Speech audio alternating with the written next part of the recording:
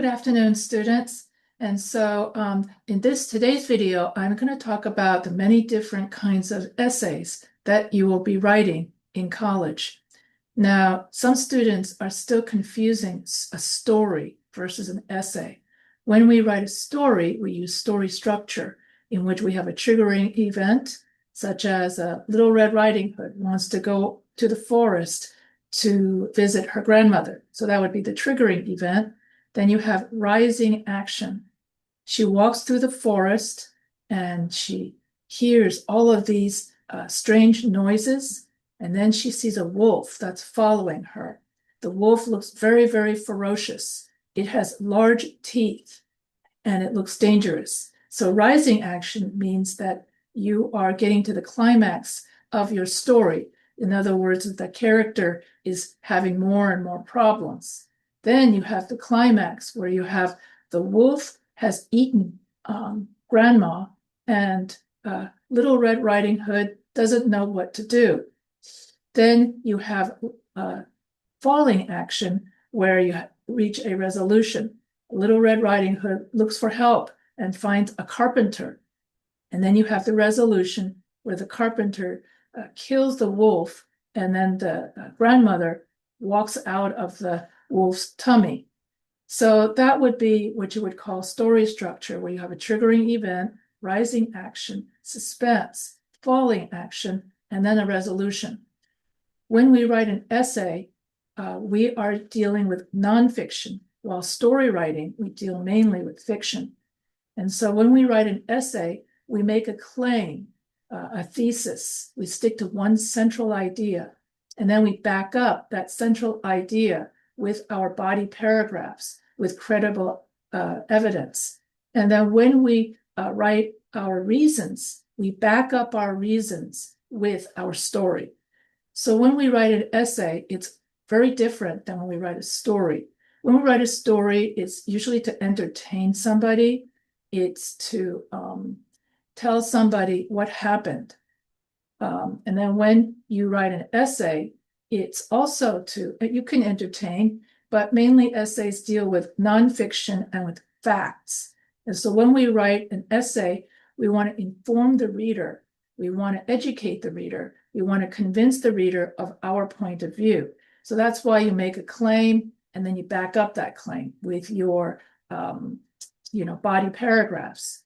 And so when you have an essay, you have three different parts. You have an introduction, three body paragraphs, and then a conclusion. And your introduction has three parts. It has hook, which is the sentence that grabbed the reader's attention. Then you have 5 background sentences that gives the context to the thesis statement. The thesis statement is the main idea of your essay. It's also all of your body paragraphs summarized in one sentence. And your thesis statement is always the last sentence of the introduction and the first sentence of the conclusion. There are many different kinds of essays that we are going to be focusing on in this class. And so in this class, you're going to be writing a narrative essay where, once again, you make a claim. You would say that swimming is the best exercise in the world because reason 1, 2, and 3. And then you can base your evidence based on swimming is very healthy. That would be your body paragraph 1. When I go swimming, I enjoy the benefits of swimming because swimming exercises all of my muscles, and I enjoy floating across the pool. Makes me feel like I'm flying. Things like that. So you back up your reasons with your story instead of simply telling the story event by event. So that's the difference between a story and an essay. A story does not have a thesis statement. A story doesn't have credible evidence that backs it up. A story doesn't use APA. So that's another difference. And so in this class, you're going to be learning how to write the narrative essay, which all of you have now done. And now the next essay after the narrative essay that everyone's going to start on is known as the comparison contrast essay. In a comparison and contrast essay, you're going to compare two things You're going to compare two people, you're going to compare two places, or you're going to compare two ideas. So for example, you would say New York is a better place to live than Los Angeles. And if you're using a very simple topic like cold weather versus warm weather, or movies versus books, um, rich people, no, being rich versus being famous, all of the topics that are listed in your forum. Well, if you use any of those easy topics, then you tell us which one you prefer. Do you prefer being rich, or do you prefer being famous? Do you prefer hot weather, or do you prefer cold weather? Do you prefer books, or do you prefer movies? In other words, when you have an easy topic, there's no need to make a comparison of when you read a book, you turn the pages and a book gives you a much more complete story. Whereas in a movie, it's a film that everybody watches based on the book.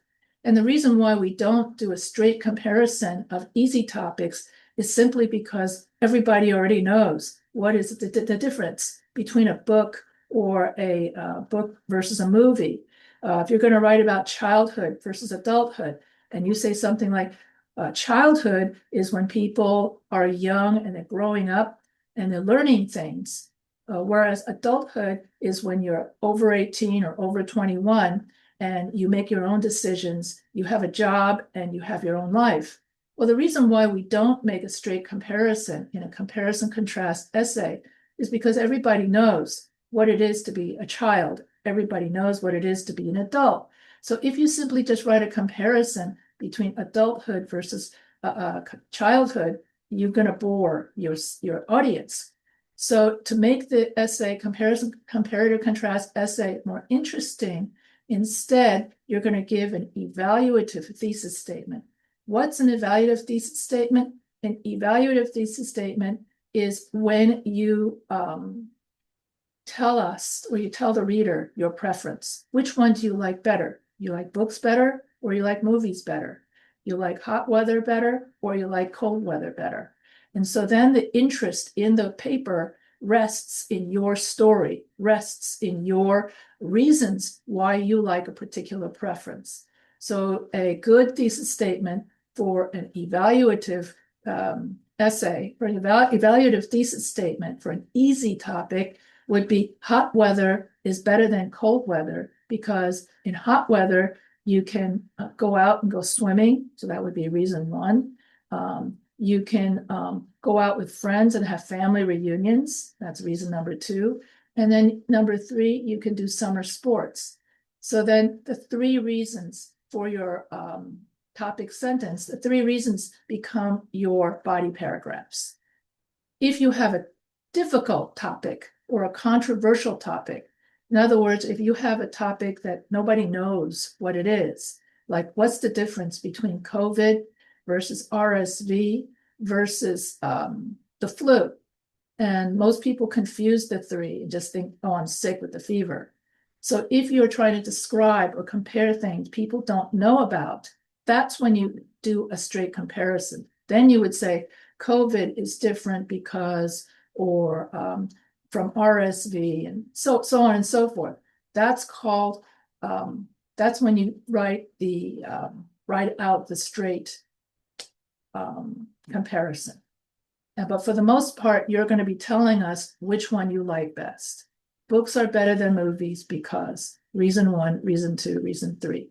Adulthood is better than childhood because, or you could say adulthood is just as good as childhood. So basically, when you write your comparison contrast essay, you're comparing two things. And also you can choose a topic from the list that I gave you. If you find that the topics are too easy in the forums.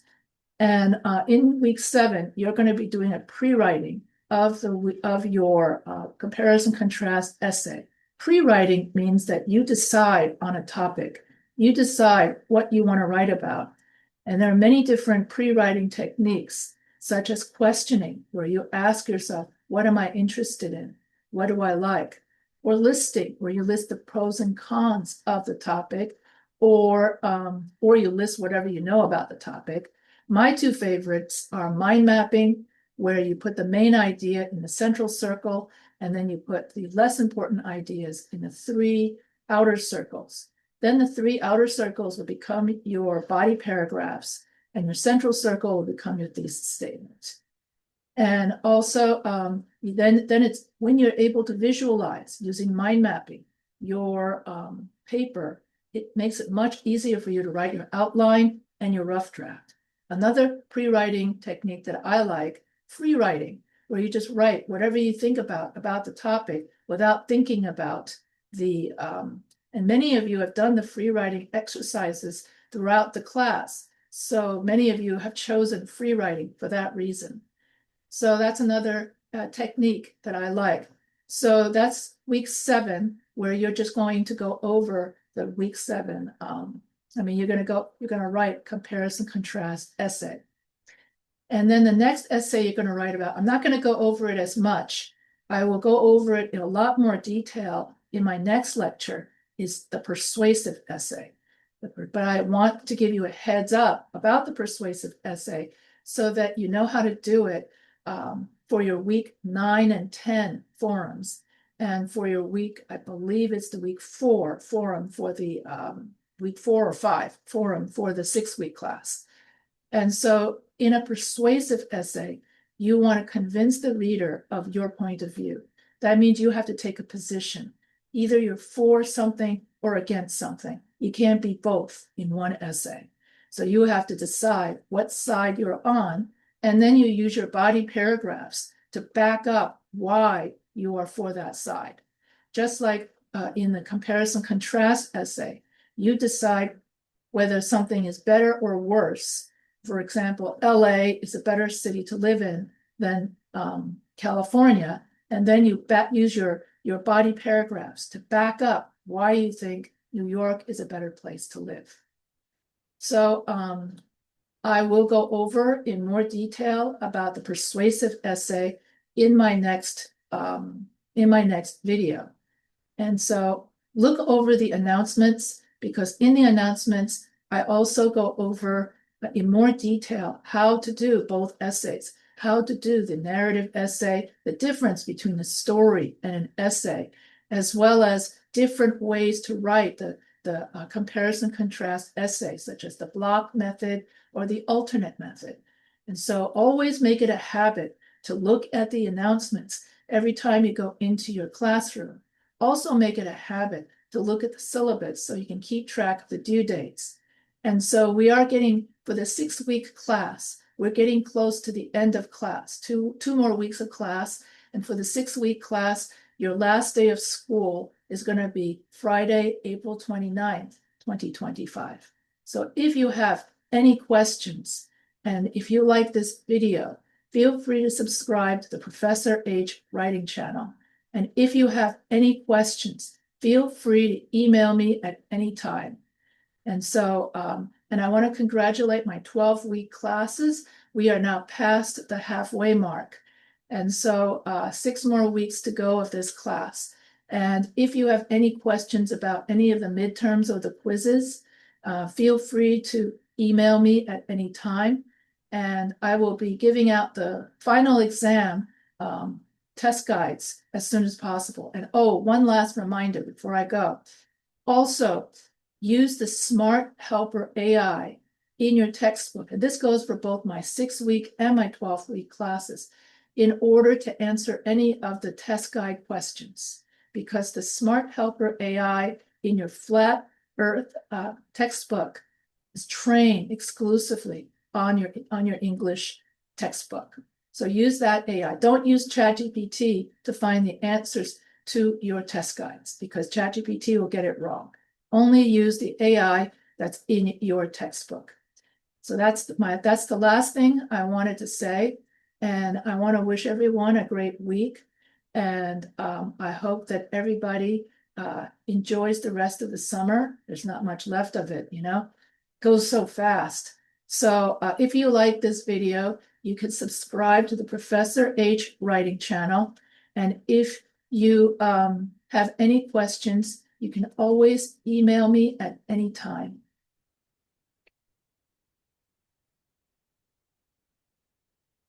So have a great week.